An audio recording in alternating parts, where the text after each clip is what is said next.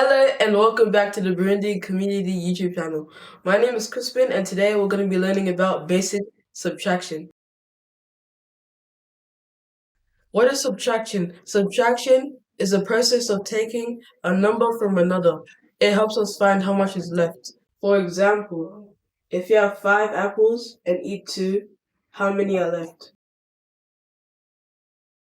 Let's try subtracting some single digit numbers. We'll start with 7 minus 4. On our hands, we have 7 fingers standing upright.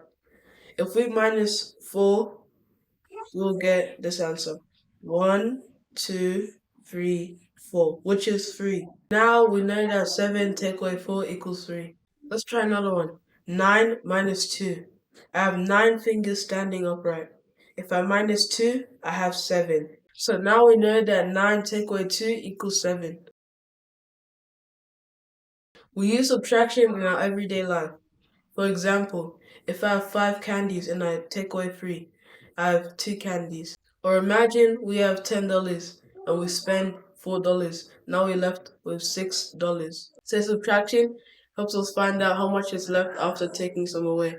Don't forget to subscribe and hit the bell icon for more math videos. Peace!